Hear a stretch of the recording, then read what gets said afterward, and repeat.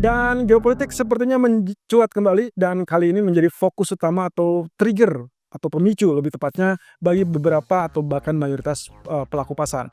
Kira-kira apa yang terjadi untuk saat ini dan beberapa hari ke depan ini dia ulasannya. So, penggerak market kita sudah ketahui bersama terkait dengan kebijakan tarif yang memang dijanjikan untuk diumumkan hari Selasa atau hari Rabu dan ternyata kebijakan tarif universal bisa dibilang sudah mulai berlaku atau sudah mulai diumumkan lebih tepatnya sejak tadi malam. Kemudian berlaku per tanggal 4 Maret ke depan ya. Nah, satu sisi teman-teman ini adalah sesuatu hal yang sebetulnya kelanjutan ataupun pendekatan atau yang bisa dibilang pendekatan dari tahun 2018. Jadi kebijakan tarif sebelumnya di era Trump jilid pertama itu masih berlaku dan kali ini menjadi mempertegas kembali. Sehingga aturan yang paling dasar untuk saat ini adalah 25% tarif untuk baja dan 10% untuk aluminium. Dan tidak ada sama sekali pengecualian, termasuk 4 Maret tersebut adalah pemberlakuan sekaligus juga tanggal deadline dari penundaan untuk Kanada atau Meksiko yang beberapa waktu lalu sempat diumumkan ya. Jadi posisinya kelihatannya akan langsung diberlakukan sesuai dengan secara keseluruhan. Artinya Kanada dan Meksiko yang sempat tertunda akhirnya berlaku di 4 Maret dan kemudian untuk universal atau ke negara lainnya itu juga mulai berlaku di tanggal 4 Maret. Nah, yang kita perlu tunda atau yang kita perlu tunggu mungkin minggu ini kita tunggu dengan tanggal kepastian pertemuan Presiden Xi Jinping dari China juga dengan Presiden Trump. Sampai saat ini saya belum mendapatkan agenda yang pasti, tapi yang jelas patut diwaspadai. Nah, cuman masalahnya adalah faktor penggerak lain, yaitu kaitannya dengan ancaman terkait dengan posisi Israel Hamas. Beberapa bulan lalu saya sempat mengingatkan kondisi bahwa adanya kesepakatan gencatan senjata antara Israel dan Hamas kemungkinan hanya sekedar kamuflase untuk menghormati atau respect kepada pelantikan Donald Trump. Dan kelihatannya itu ternyata teorinya betul ya, hampir bisa dikatakan hampir bisa terjadi lah gitu. Karena posisi ini setelah Trump sempat mengumumkan akan mengungsikan warga Palestina yang ada di jalur Gaza, lalu kemudian akan memindahkannya, justru ini yang memicu konflik ataupun memicu ya mungkin ada ketersinggungan daripada Hamas sehingga akhirnya memutuskan atau menilai bahwa kepastian ataupun jaminan dari Amerika itu sudah mulai tidak berlaku lagi. Dan juga Hamas menilai bahwa apa yang dilakukan oleh Israel kelihatannya tidak serius untuk menjembatani ataupun bahkan melanjutkan proses dari gencatan senjata tersebut. Terlepas dari hal tersebut, saya rasa kita belum dipastikan dapat berita yang paling pasnya apakah itu versi dari Israel atau mungkin memang itulah yang terjadi secara global yang memang diumumkan secara tidak langsung oleh Hamas. Nah, tapi hal ini justru menyinggung terkait dengan apa yang dilakukan oleh Donald Trump. Akhirnya Donald Trump mengancam kepada Hamas kalau sampai sandera itu tidak dilepaskan atau tidak dibebaskan per hari Sabtu minggu ini, maka kecenderungannya Amerika akan langsung saja membuat kesepakatan tersebut gagal, semua kesepakatan gagal dan akhirnya akan melegalkan aksi militer kembali. Nah, ini yang membuat kenapa harga emas kecenderungan mengalami lonjakan langsung ke 2942, padahal tadinya dia sempat bertahan di kisaran 2910, 2915. Nah, tentunya ada pertanyaan berikutnya yaitu apakah ini akan membuat kondisi geopolitik akan memanas kembali apa tidak.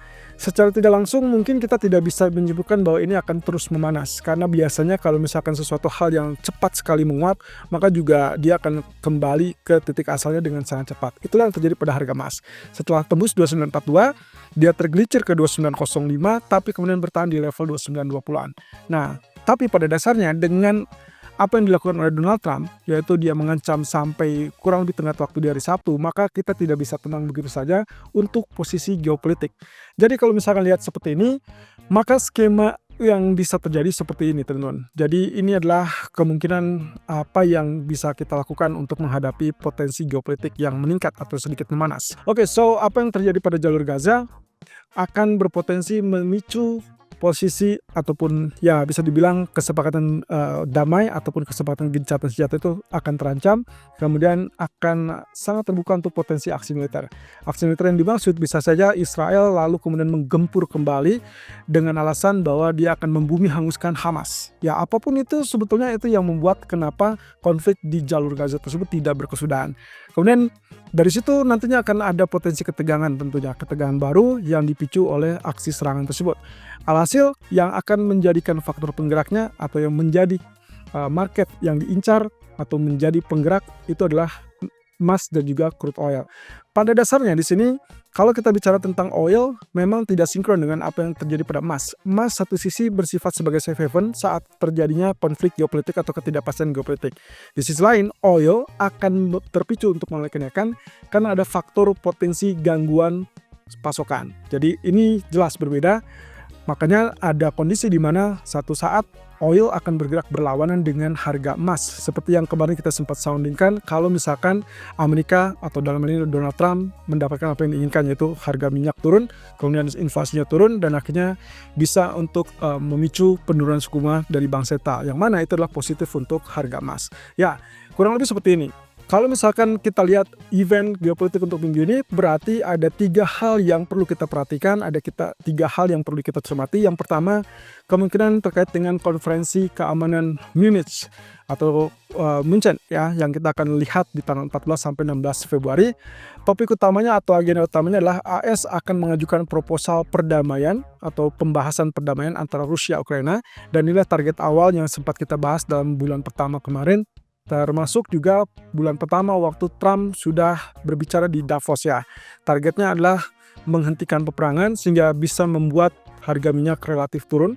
Kemudian nanti semuanya akan menyusul atau mengikuti. Jadi kalau misalkan harga minyak turun, inflasi turun, suku bunga akan relatif bisa diturunkan lebih rendah.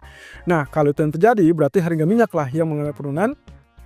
Konsekuensinya tentunya harga emas akan mulai kenaikan karena terbuka untuk Fed melakukan penurunan suku bunga, atau dengan kata lain suku bunga lebih rendah berarti adalah siklus ataupun ya kita katakanlah sebagai kondisi yang sangat kondusif untuk harga emas mulai kenaikan, termasuk juga risk aset seperti saham ya.